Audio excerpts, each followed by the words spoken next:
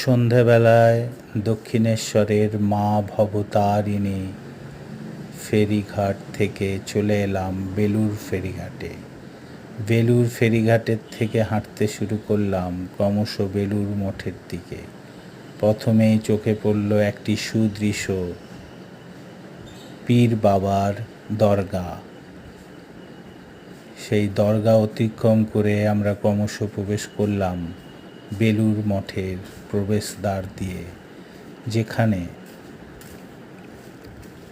আমাদের প্রথমেই চোখে পড়ল একটি জায়ান্ট স্ক্রিন, যেখানে আমরা দেখতে পেলাম প্রার্থনা এবং সন্ধ্যা আরতির সুদৃশ্য। ক্রমশ এগোতে লাগলাম বেলুড় মঠের দিকে, যেখানে সন্ধ্যা আরতি ও প্রার্থনা হচ্ছে। অদ্ভুত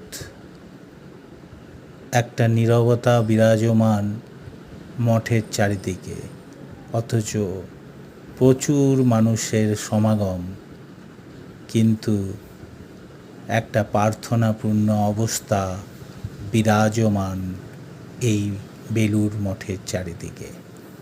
ক্রমশ আমরা এগোতে থাকলাম বেলুড় মঠের সভাগৃহের দিকে, যেখানে প্রার্থনা হচ্ছে এবং সন্ধ্যা আরতি হচ্ছে।